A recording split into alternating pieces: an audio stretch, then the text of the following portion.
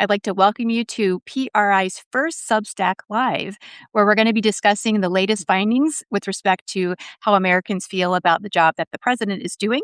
This is a bit of a sneak peek. A week from today, we're actually releasing a larger survey report called Competing Visions of America: Politics, Religion, and American Identity. And so hopefully you can tune into that for next week. This Substack Live event is the culmination of PRI's Day of Giving campaign, which is centered around the theme of data and democracy. And throughout the day on our social medias outlets, we've been making the case that public opinion is essential in a representative democracy.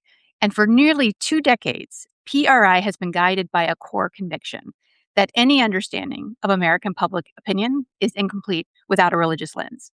So if you believe in our mission, you value our data, please consider making a donation today. You can go to our website at www.prri.org. I'd now like to turn to our 2 special guests joining me today. First of all, I'd like to introduce Dr. Robert P. Jones. He is the president and founder of PRRI.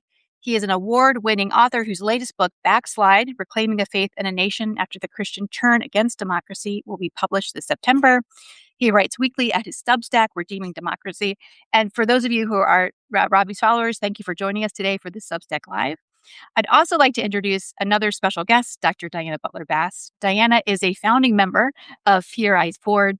She is a theologian, a preacher, best-selling author. Her latest book is A Beautiful Year. She also writes weekly, or more than weekly, actually, at the cottage on Substack. So we're delighted to welcome her and Substack followers of Diana's today for this event here.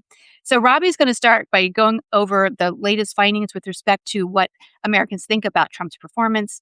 Then we're going to turn to Diana for her thoughts on what these findings have to say about both the midterm elections that are upcoming, but also about the larger state of religion and American politics. I'll talk a little bit about younger voters. We'll talk about Hispanics. Some of these numbers are really, really interesting. And then if we have time, we'll perhaps get to some of the live chat questions we have on the side. So Robbie, I'm going to give it to you. All right. Well, thanks, Melissa. I'm kind of proud to be here on, PRI's first Substack Live. Yes. Hooray. Joining the 21st century on Substack. So happy to be here, and happy to be here with my good friend, longtime friend, Diana Butler Bass. Before I jump into the numbers, I do want to say, so I'm so happy to have Diana here with us. Diana was one of PRI's founding board members way back in the day. And so when I was looking around for people to support this thing that only existed on paper, that we were calling the Public Religion Research Institute, and I was thinking about, boy, who would help me do this? Diana was on the very short list of early people. Diana, I think your signatures are on the founding documents. If you kind of dig through our files of kind of getting everything, legally filed back there. So thank you for all of your support. Again, it's been almost 20 years since we were having those conversations. I know back there. So thank you for that. And then many of you do know, because you're probably here from the cottage, are from the Convocation Unscripted, so where Diane and I, along with our colleagues Jamar Tisby and Kristen Dumais, have a weekly conversation. It is the Convocation Unscripted about all things religion and politics. We often pull in PRRI data for that conversation as well. And one last thing is, Diana's got a book out. It's called A Beautiful Year. You should take a look at it. If you grew up with these, as I did, with these kind of go through the year with liturgy and prayer and stuff, this is the thing you want in this moment in time. It really takes you through the liturgical year, and it is a beautiful book. And so in these times where things are so challenging, so fraught, I think it's a good resource to kind of keep everybody level-headed, grounded, which, by the way, is another book title I think you had, right? As well. So anyway, with that, I'm going to jump into the data a little bit. And as Melissa said, this is a sneak preview.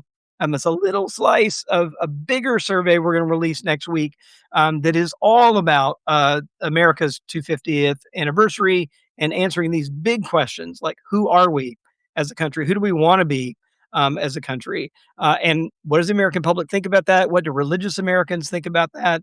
We'll be answering those bigger questions next week. This week, we wanted to kind of just dive in with this look at where are we with the favorability of our current president here. And so I'm going to share my screen.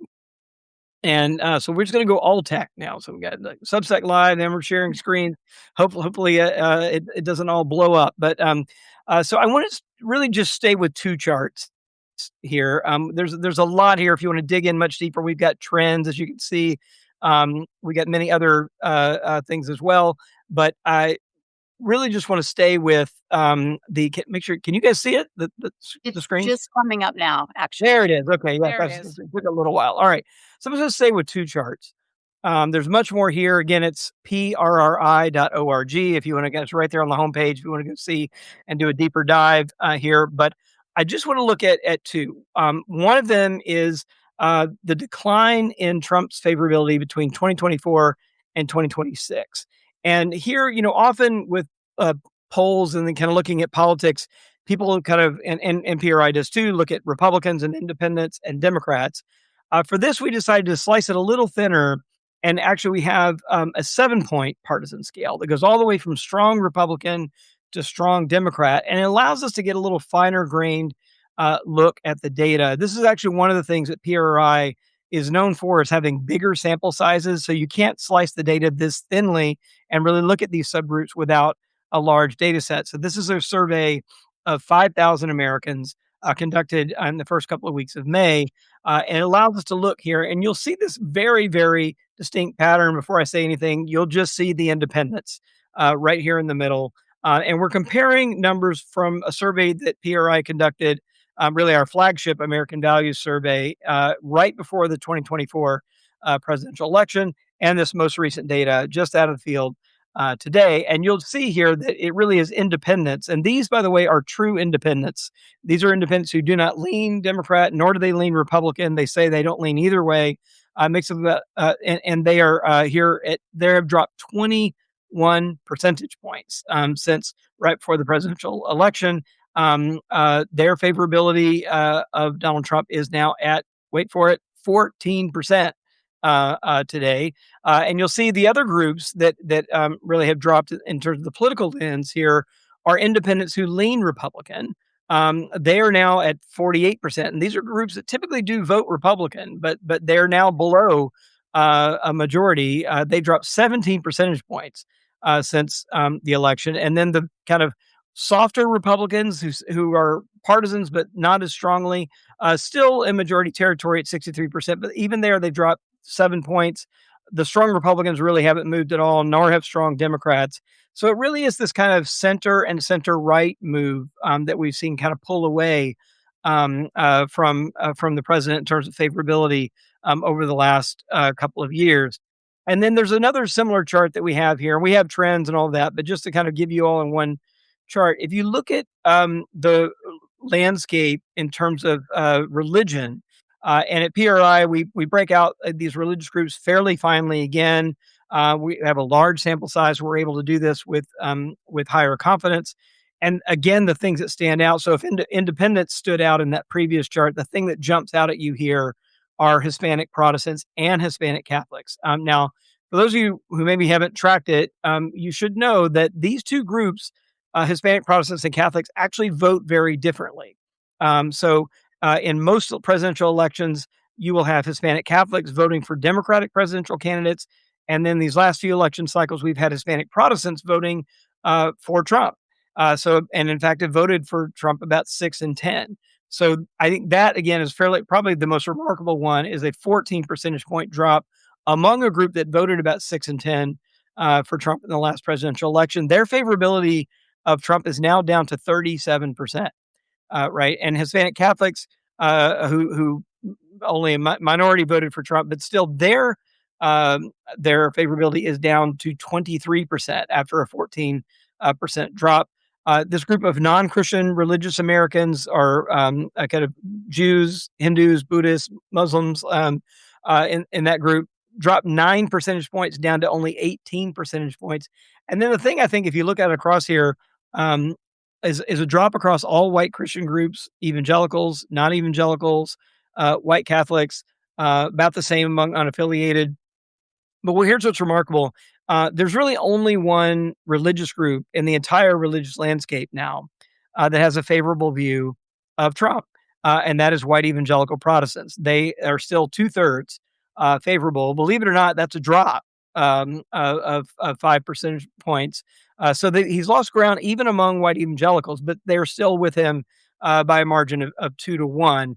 But it's notable that that is the only group in the religious landscape that is in majority territory. You now have the mainline are non-evangelical Protestants below majority, white Catholics below majority here. That's something quite new. Both of those groups, by the way, voted in favor of Trump about 6 and 10, like Hispanic Protestants. So those are two Trump supporting groups that are below 50% as well. So I'm going to like park the bus there and turn it over to historian extraordinaire here, Diana Butler Bass, and get her to kind of give us her thoughts on, wow, what do we make of all of this? Well, I always love talking about numbers, Robbie. You give me numbers, and I try to think about historical trends. So, translating numbers into how we're living the stories on the ground, I think is really important. I'm sort of fascinated by the fact that in all of the white groups, the favorability drop is the same. It's less 5, less 5, and less 5. And so you might look at that and say, that's pretty interesting. Who are those white people? And what is the thing that is swaying them? And I'm really interested in that question. And then you look at how big the percentages were of that same group that voted for Trump originally. And also I'm kind of geeky about this. So I went back to the high numbers as well, because the original numbers from September 24, Trump actually went up in all of these categories. And so to see him go down so far across the board with white people is very interesting. But the -5 among white evangelical Protestants still leaves you with a really big percentage, because it's a smaller drop. It's the same size drop, but in a much bigger group.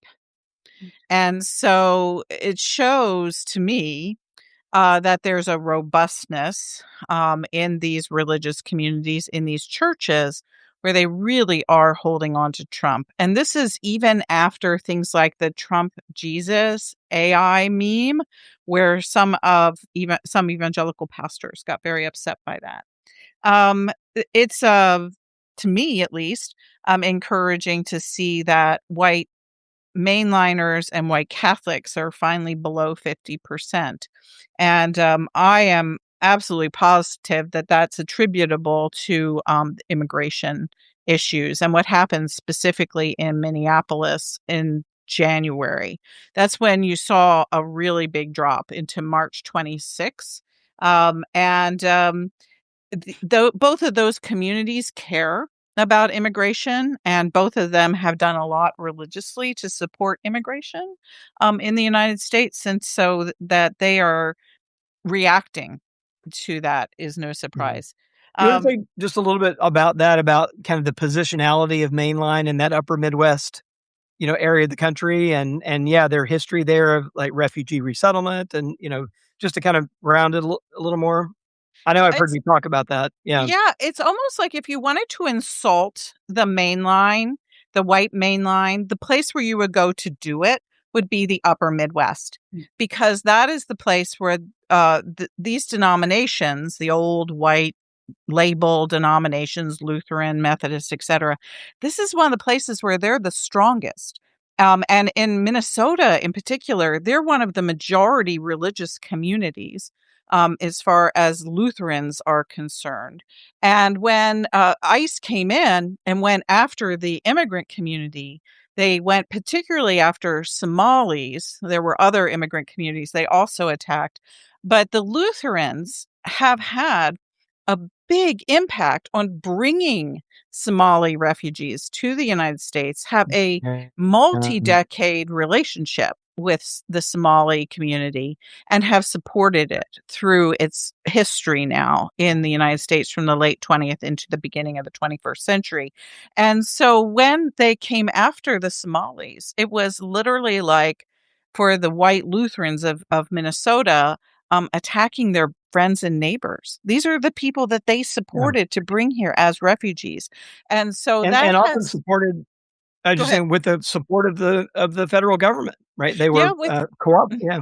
that's correct. Their social services organizations were supported by both the churches and Yeah. by money from the federal government.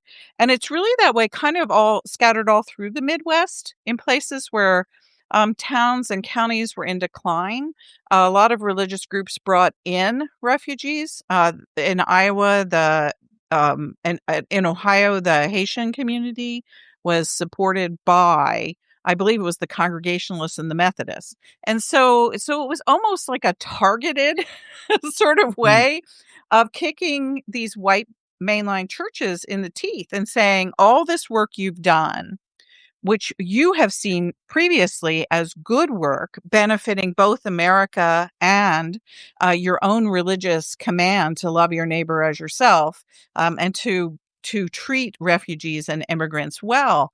All that work, that was for nothing. As a matter of fact, we're going to undo your good work. And people were really, really angry. And that's when you started seeing pastors and members of congregations, people who are obviously religious folks, flooding the streets and standing up for their neighbors. And so that I was certain when that was happening that I could almost hear the numbers dropping like a rock. And that's exactly what happened in your survey. And so that's really significant. It's a very similar situation among white Catholics and their views of immigration, and also the ways they've participated with the federal government and bringing especially communities from Africa and also from Latin America to the United States. So that's to me that seems like it explains that drop. As the immigrant issue gets a little quieter or seems a little bit more under the surface, you might see that number bounce a little bit. I think it will get a little fungible because white mainliners and white Catholics also tend to be fairly patriotic. So if they get to be convinced that they need to support a president during wartime, you might see a couple of those numbers rise just a little bit, but I don't expect them to go over 50% anytime in the near future. And then the other piece religiously is the fascinating story about Hispanic Catholics and Protestants. And that is fascinating just to see how much Hispanic Protestants were voting like evangelicals and how they're not right now. The numbers are very, very different in your survey. And just to see that Hispanic Catholics have been one of the groups that has been most resistant to Trump all along, and they continue in that same pathway. This is going to make a huge difference in Arizona, California, Texas, Florida, and New Mexico, all those states with huge, huge Hispanic immigrant populations. I would say in Texas, this is the real wild card number. Yeah.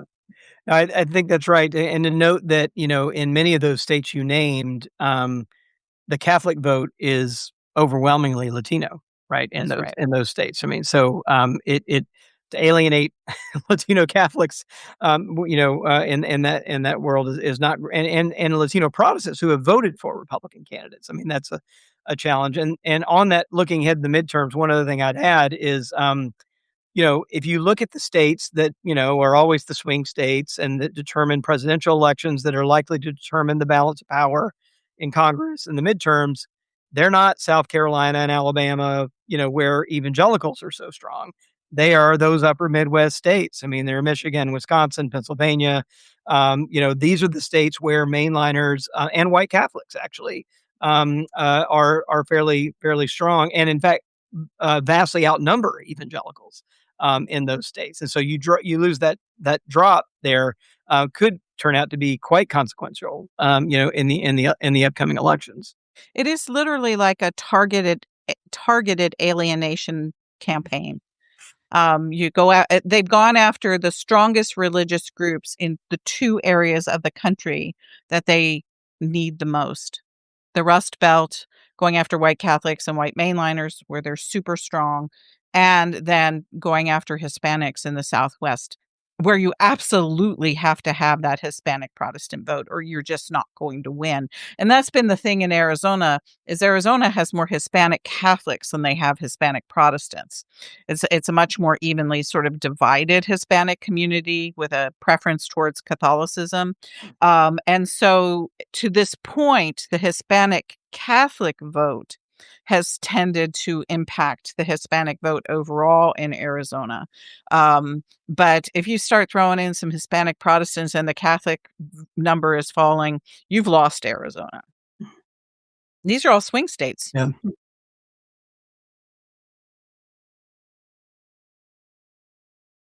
Well, Melissa, you want to jump in? Yeah. Yep. I just thought I'd spend a few minutes. It's already 3:21. I don't know. Yeah, I how was just that- looking at the I time. know. But, yeah. My goodness. We could do this all day. I just wanted to talk a little bit about younger Americans and their views on Donald Trump. I've written a book called The Politics of Gen Z, and I think that those numbers are really revealing. And so in 24, of course, a lot of attention was focused on the fact that Donald Trump made inroads to younger voters. Really largely young men as opposed to young women. So if we look at some Pew validated voter files, which are considered to be sort of the most accurate gauge we have of how people actually voted, Trump's share of votes for young women went up from 32% in 2020 to 34%. But among young men, it went from 39% in 2020 to 46%. And I think that's important and not told. That's a story that's not told a lot, that all the exit polls showed that Trump actually had a majority of young men. But we go back and look through the data, that wasn't necessarily the case. But nonetheless, there were, I think, significant inroads that Trump made with young men. And a lot of people believed it was because Trump decided to go on to the manosphere and talk to influencers where young men were hanging out and listening, right? And so in ways that Kamala Harris did not. I think maybe around the margins that might have mattered in close races. But our analyses at PRRI have found that the very biggest reason that people give for voting for Donald Trump in 2024 was the economy, right? And so a lot of these younger voters tend to be less likely to turn out, than older voters. They're hard hit by economic issues more than others are. And so I think it should be, again, no surprise that when we look at the data, and this is on the spotlight analysis, you can kind of scroll down and look at different categories of favorability and Trump views. Back in the beginning of Trump's term, 35% of young Americans gave Trump a favorable approval rating. 35%, not very high. It's now down to 24% in the latest data. It's also a matter of intensity. So one of the things we don't have in the spotlight, if you go back to the data, I think when you think about elections, you have to think not only about general favorability, but how intense those views are. We collapse Americans who say they hold very favorable and somewhat favorable views together. We also collapse those who hold somewhat favorable and then very unfavorable views together. But if you look at the intensity gap, the people that are on the two kind of very favorable, very unfavorable lines among Americans, 16% hold very favorable views of Trump. They're probably largely white evangelical Protestants, but 49% hold very unfavorable views. That's a huge intensity gap that's going to matter with respect to turnout in the election. It's even bigger among younger Americans, right? So just 10% hold very favorable views of Trump compared to almost 60% who hold very unfavorable views. This is a president who is not very popular with young people. And of course, I think part of it has to do with the economy, by and large, right? The economy is worse than when Trump entered office. Many young people decided to maybe take a chance and vote for Trump, and it's not really paying off. We've had inflation going up. There's deep anxiety about AI and what it's going to do to jobs. But also the war in Iran is very unpopular among Americans writ large, but really especially among Americans who are under the age of 30. So the New York Times and Siena did a poll a couple weeks ago that found that 65% of Americans disapprove of Trump's handling of the war in Iran, 65%. It jumps to 81% among young people, 81%. And among those, 73% say they strongly disapprove. So it's an intense uneasiness and unhappiness with this war in Iran here. And last point here is the generic ballot to talk about, again, from the Siena New York Times poll. This is a measure that many political scientists and pollsters consider to kind of give us a preview of how people might be inclined to vote. So on polls, they might ask a generic, who do you tend to vote for in the House, a Republican or a Democrat? So currently among Americans, it's 51 to 35 in favor of Democrats, which is good I think, good for the Democratic Party, not so good for the Republican Party. Among young people, it's 62 versus 26 in favor of the Democratic Party. Now, the one thing to bear in mind when we think about elections and young people, they don't vote as high as other groups in society. We know that religious voters, like white evangelicals, tend to disproportionately turn out at higher numbers. But I do think that this is an area where I think the Republicans are pretty vulnerable as we head into the election. And the final thing I'll say, too, here is because, I have to talk about Gen Z and gender. The group that consistently has the most unfavorable views of Donald Trump by far are young women. So 62% of Gen Z women in our poll hold very unfavorable views, right? Only 6% of Gen Z women hold favorable views of Trump. And so this is evidence that they're just not buying all the manosphere, masculinism, trad wife content. And young women tend to vote more than young men. So I think that's something to consider as we head into the elections as well. I thought of you as I was reading this for a completely sort of historian anecdotal story thing that I ran across this week. I have a very good friend in North Carolina who is basically a socialist. And he goes every week to a cigar bar that is this incredibly place populated with mostly men, and they're mostly under 40, and they all sit around and smoke cigars together. So during the election run-up, he was telling me all the whole time in 2024, Trump's going to win, Trump's going to win, Trump's going to win. And he was talking about the attitudes of the young men he was hanging around with in the cigar bar. This last week, I was on the phone with him, and almost all of the young men who he hangs out with had gotten letters in the last 2 to 3 weeks from the federal government that ended their student loan programs. And so this is something that's not showing up in any of the mainstream news, but the act that Biden passed that pulled back student loan payments, those are all gone now. And my friend alone had gotten a bill from the federal government for $10,000. And so right now, as you all might have even been in the field with this polling, is that young adults across the country were getting these letters saying that their student loans were no longer in a status of being forgiven, and that they had to now re-enroll in payment programs, and that they were going to owe XYZ so many thousands of dollars. So it is the economy in general, but there's a very specific issue that had impacted that election. It was about student loans and the affordability of higher education. And that loan is back, or that issue is back front and center among young adults. Wow, I had not heard that either. I knew that they were trying to reconfigure some things, within the now defunct, I guess, Department of Education. But wow, that's pretty shocking. Robbie, we have a few minutes left, but any final thoughts that you want to share with respect to what these data tell us about what we can expect this fall? Yeah, I'm just reminded too that when you look at this data, I mean, you really do see that it's like a third of the country, supporting the president's current agenda. And we see this pattern over and over and over again. It's like one third, 2/3 are over here. We'll have some more data on this next week about what kind of a country do Americans want to live in, right? And we're seeing this 2/3, 1/3 pattern. The real challenge is when it comes down to voting is turnout. And I think that's going to be the real key. That affects young people who turn out slightly lower rates than older Americans do.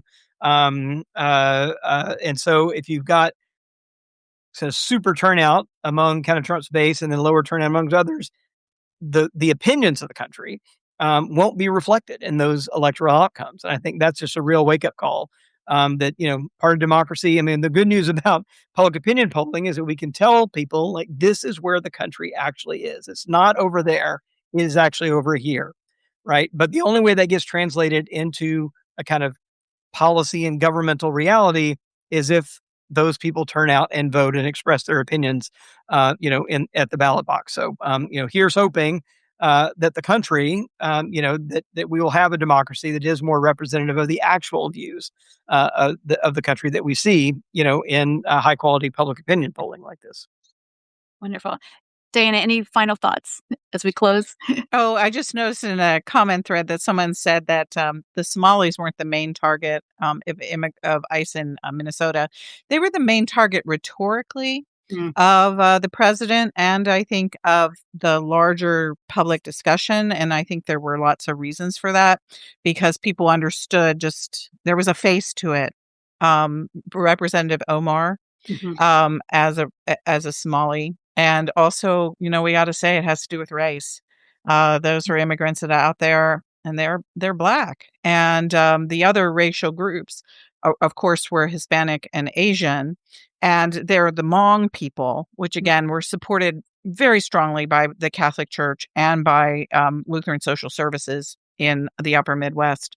And there are a lot of Hispanic immigrants in the Upper Midwest as well. And so apparently more people got arrested out of the Hispanic communities and out of the Asian communities overall. But when Trump talked about it, the Somalis were really kind of the face of that attack in Minneapolis and the Twin Cities area. And so I just want to make sure we, when we talk about immigration, there's a couple of different levels of it. There's how the president talks about it, who are his targets, and then what's happening on the ground, who is actually getting arrested, who's experiencing the harm.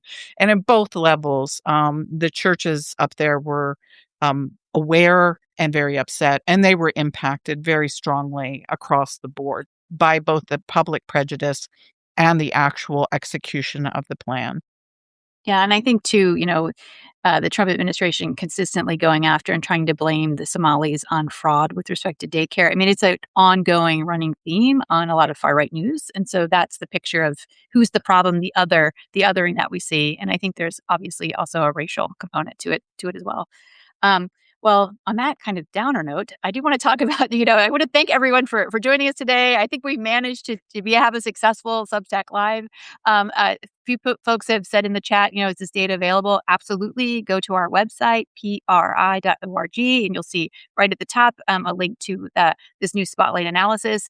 Please tune in next week, a week from today, when we release our new major news survey report.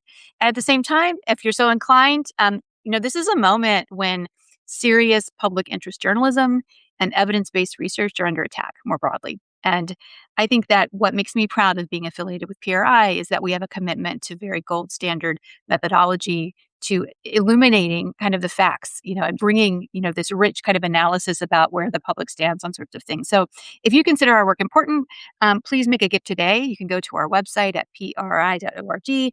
Our goal is to try to keep illuminating the role of religion in American politics and culture, and to keep that research available to everyone. So please consider making a gift. But in the meantime, thank you so much for joining us. Follow our work on PRRI. Special thanks to Diana for coming and giving us some wonderful insights into what our new survey findings are. And we'll see you again soon. Thank you.